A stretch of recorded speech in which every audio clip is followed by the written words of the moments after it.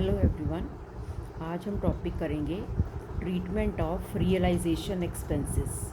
ठीक है, realisation expenses क्या होते हैं कि जब डिसोल्यूशन हो रही होती है किसी भी फर्म की, मतलब कोई फर्म बंद हो रही है, तो अब जब वो फर्म बंद हो रही है तो उसकी सारी एसेट्स को बेचकर, ठीक है, जो पैसा आएगा उससे लायबिलिटीज़ की पेमेंट होगी। तो सारी एसेट्स को जब बेचा जाएगा तो नेचुरली वो भी एक काम है। अब आपने अपना कोई पुराना स्कूटर, कोई पुरानी कार बेचनी हो, अपनी बिल्डिंग बेचनी हो, तो इतना आसान तो नहीं ना होता बेचना।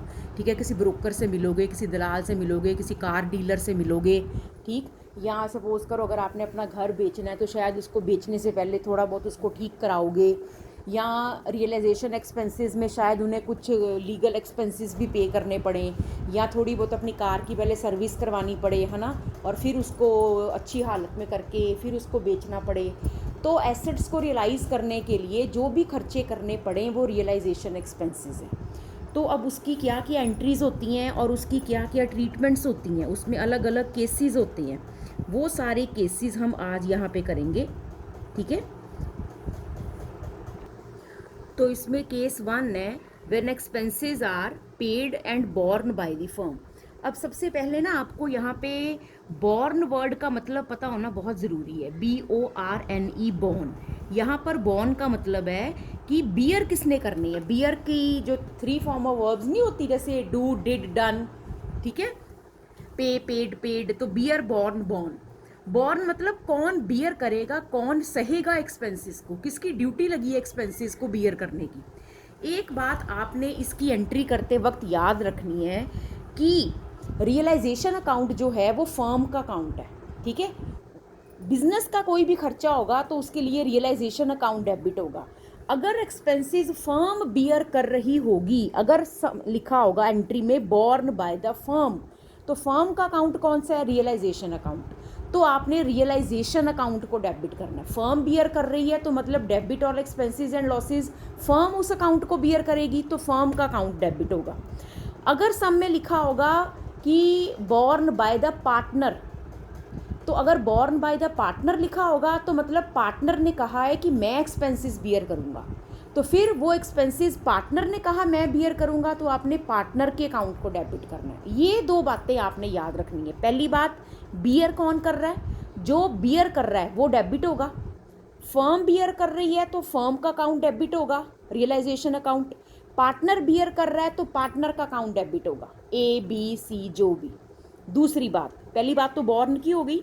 दूसरी बात, पे कौन कर रहा है। ज़रूरी नहीं होता कि जो बियर कर रहा हो वही पे कर रहा हो। सपोज होता है कि बात ये तय हुई थी कि बियर तो फर्म करेगी, ठीक है, फर्म कहती मैं बियर करूंगी एक्सपेंसेस। फर्म मतलब तीनों जिन्हें मिल के, अगर ABC पार्टनर्स हैं, हम मिल के बियर करेंगे, फर्म बियर करेगी, ये फैसला हो गया। बाय चांस जब एक्सपेंसेस पे करने की बारी आई, सपोज करो कि वो जो ब्रोकर आया, कार का डीलर आया, अपनी कमीशन लेने आया, ठीक है, उस वक्त फर्म के गले में पैसे नहीं थे, तो फिलहाल A ने पैसे दे दिए। अभी फिलहाल A ने दे दिए, पर तय ये हुआ था कि बियर फर्म करेगी। अब एंट्री कैसे होगी, तय ये हुआ था कि फर्म बियर करेगी, तो अगर सम में लिखा है फर्म बियर करेगी तो डेबिट होगा रियलाइजेशन अकाउंट। पर फिलहाल अभी फर्म के पास पैसे नहीं थे, ठीक है, तो फिलहाल A ने अपनी जेब से दे दिए, तो रियलाइजेशन अकाउंट डेबिट हुआ, पर टू कैश नहीं होगा।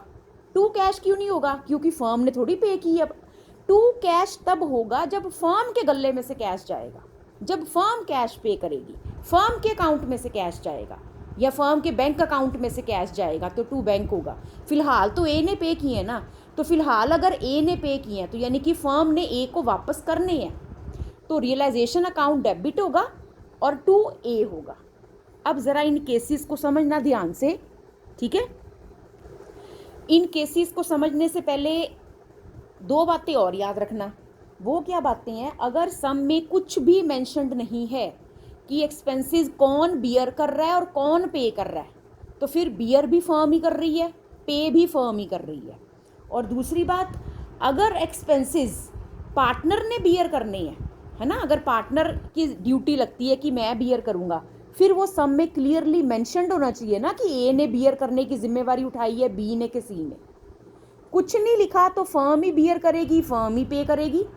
और अगर पार्टनर बियर कर रहा है या पे कर रहा है, वो क्लियरली मेंशन होगा तो तुम मानोगे, नहीं तो नहीं मानोगे। अब first case, when expenses are paid and borne by the firm, क्या लिखा है, पेमेंट भी फर्म ने की है और बियर भी फर्म ही कर रही है। तो अगर फर्म बियर कर रही है तो फर्म का अकाउंट डेबिट होगा, तो एंट्री क्या होगी, रियलाइजेशन अकाउंट डेबिटेड। और पेमेंट भी क्योंकि फर्म ने की है तो नेचुरली फर्म के कैश या बैंक अकाउंट से पैसे जाएंगे टू कैश अकाउंट या बैंक अकाउंट। और ये एंट्री किस अमाउंट से होगी, विद एक्चुअल एक्सपेंसेस, जितने एक्सपेंसेस उसने पे किए होंगे। दूसरा केस, व्हेन एक्सपेंसेस आर, आपने पेड और बोर्न वर्ड पे ध्यान देना है, पे कौन कर रहा है और बोर्न कौन कर रहा है। When expenses are paid by any partner, payment तो किसी पार्टनर ने की है, पेमेंट किसी पार्टनर ने की है, इसका मतलब टू कैश नहीं हो सकता। टू कैश तो तब होता ना अगर फर्म का कैश जाता, तो पार्टनर ने पे किया है तो आपने पार्टनर को वापस करने, उस पार्टनर को क्रेडिट करके उसके अकाउंट में डाल देने हैं। And borne by the firm, duty तो फर्म की थी ना, तो फर्म की ड्यूटी थी तो डेबिट कौन होगा, डेबिट होगा रियलाइजेशन अकाउंट डेबिटेड। और टू क्या होगा, वो पार्टनर जिस पार्टनर ने पे किए, मतलब ड्यूटी फर्म की थी पर फिलहाल एक पार्टनर सपोज ए ने पे कर दिए, तो ए इज कैपिटल अकाउंट, ठीक है। और ये होगी किससे एंट्री, विद एक्चुअल एक्सपेंसेस। अब थर्ड केस है, when expenses are paid by the firm and borne by partner. अब पेमेंट किसने की है, पेमेंट तो फर्म ने की है, ठीक है, पर बोर्न बाय द पार्टनर का क्या मतलब, ड्यूटी किसकी लगी थी, ठीक, पेड बाय द फर्म है तो मतलब फर्म का कैश गया, इसका मतलब टू कैश होगा या बैंक अकाउंट होगा, जो भी आपके सम की बैलेंस शीट में दिया होगा। पेमेंट तो फर्म ने की है पर बोर्न बाय द पार्टनर है, तो ड्यूटी तो पार्टनर की लगी थी ना, तो आप पार्टनर के अकाउंट से पैसे काटोगे। फिलहाल फर्म का कैश चला गया पर फर्म उतने पैसे पार्टनर के अकाउंट, कैपिटल अकाउंट को डेबिट करके वहाँ से रिकवर कर लेगी, पार्टनर्स कैपिटल अकाउंट। तो मतलब आप क्या समझे हो अभी तक, कि अगर फर्म पे करेगी तो टू कैश होगा, अगर पार्टनर पे करेगा तो आपने उतने पैसे पार्टनर के अकाउंट में डेबिट क्रेडिट कर देने हैं, और अगर फर्म बियर करेगी तो फर्म का अकाउंट रियलाइजेशन अकाउंट डेबिट होगा, और ये वाली एंट्री भी विद एक्चुअल एक्सपेंसेस होगी। अब नेक्स्ट केस है, when a partner is paid a fixed amount for bearing realisation expenses. अब कभी कभी क्या होता है कि हम एक पार्टनर को फिक्स्ड अमाउंट सपोज 5,000 10,000 पकड़ा दिया कि ये ले, अब सारे एक्सपेंसेस तूने बियर करने, कोई बंदा भी पैसे लेने आएगा, कोई खर्चा करना है तूने करना है। तो जब हम उसको फिक्स्ड अमाउंट पकड़ा देते हैं तो फिक्स्ड अमाउंट तो नेचुरली पहले फर्म के अकाउंट में से ही जाएगा ना, तो फर्म का अकाउंट क्या होगा, डेबिट होगा। तो एंट्री क्या होगी, realisation account debited to partners capital account. अब इसमें एक बात और होगी कि अगर इस केस में, ठीक है, जो फिक्स्ड अमाउंट दिया उससे तो आपने एंट्री कर दी, अब अगर सब में एक्चुअल एक्सपेंसेस दिए भी होंगे आपने उसको इग्नोर कर देना है, क्योंकि जब उसको एक फिक्स्ड अमाउंट पकड़ा दिया अब उसने उसमें से ही खर्चा करना है, ठीक है। और in this case actual expenses are to be ignored. अब नेक्स्ट केस क्या है वही कि उसको आपने फिक्स्ड अमाउंट दिया एक्सपेंसेस को बियर करने के लिए, पर फिर भी एक्चुअल एक्सपेंसेस फर्म पे कर रही है। जब हमने उसको एक फिक्स्ड अमाउंट पकड़ा दिया था कि एक्सपेंसेस तुमने बियर करने हैं, फिर भी अगर एक्सपेंसेस फर्म पे कर रही है तो इसका मतलब फिक्स्ड अमाउंट देने की एंट्री तो पहले ये वाली हो जाएगी।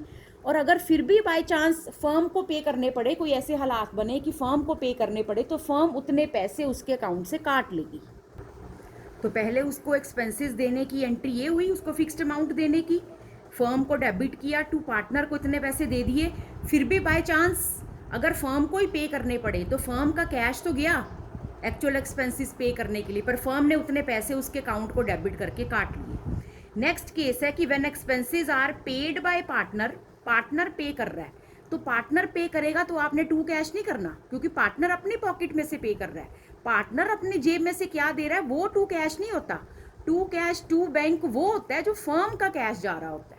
तो paid by partner and borne by the same partner, उसी पार्टनर ने कहा था मैं बियर करूंगा और उसी ने पे कर दिए, तो फर्म में कोई एंट्री करने की जरूरत ही नहीं है। अब इसकी क्या होगी, इसकी नो एंट्री होगी,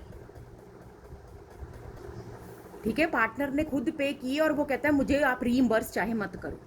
लास्ट केस है when expenses are paid by one partner, suppose एक पार्टनर ने पेड किए ए ने, और borne by another partner, duty दूसरे बी की लगी थी, तो जिसकी ड्यूटी लगी थी उसके अकाउंट को आप डेबिट करोगे। Suppose B is capital account debited, ठीक है, जिसकी ड्यूटी लगी थी उसके अकाउंट से काटोगे और जिसने पे किए उसके अकाउंट में डाल दोगे, ठीक है। तो एक की कैपिटल से पैसे काट के आपने दूसरी की कैपिटल में डाल दिए।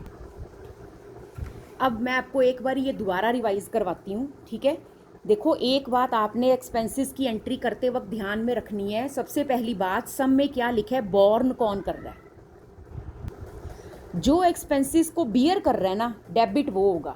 अगर लिखा है फर्म बियर कर रही है तो फर्म का अकाउंट डेबिट होगा, रियलाइजेशन अकाउंट। अगर लिखा है पार्टनर बियर कर रहा है तो पार्टनर का अकाउंट डेबिट होगा। अब ये देखो, फर्स्ट केस में बॉर्न बाय फर्म था तो रियलाइजेशन अकाउंट डेबिट हुआ। बॉर्न बाय फर्म था, रियलाइजेशन अकाउंट डेबिट हुआ। बॉर्न बाय पार्टनर था, पार्टनर का अकाउंट डेबिट हुआ, ठीक है। तो मतलब यहाँ पे लास्ट वाले में बॉर्न बाय बी था तो बी डेबिट हुआ। जो बियर करेगा ना, जो कहेगा मैं एक्सपेंसेस सहूँगा, उसी को डेबिट करोगे, उसी के अकाउंट से काटोगे। अब दूसरी बात, क्रेडिट क्या होगा।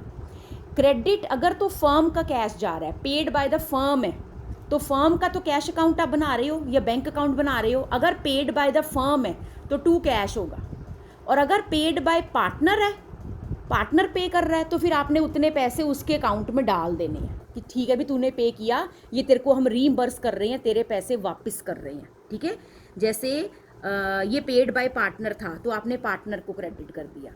और अगर सम में कुछ भी नहीं मेंशन्ड तो आपने यही अज्यूम करना है कि बॉर्न बाय द फर्म है और पेड बाय द फर्म है।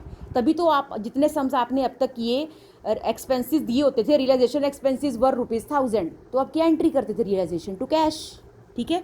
अब एक और बात मैंने कहनी है कि मैं इससे पहले भी एक वीडियो अपलोड कर चुकी हूँ पर वो देखी नहीं है ज़्यादा बच्चों ने। इससे ये पता लग रहा है कि आपने अभी तक सब्सक्राइब नहीं किया, ठीक है। अब मैंने वीडियोस, मैंने आपको कहा था मैं क्लास ग्रुप में व्हाट्सएप में नहीं डालूंगी क्योंकि टीचर्स कहते हैं फिर उससे उनके फ़ोन हैवी हो जाते हैं, ठीक है। और ये सच भी है। तो मैंने आपको कहा था कि आप चैनल सब्सक्राइब कर लो, आपको नोटिफिकेशन आ जाएगी।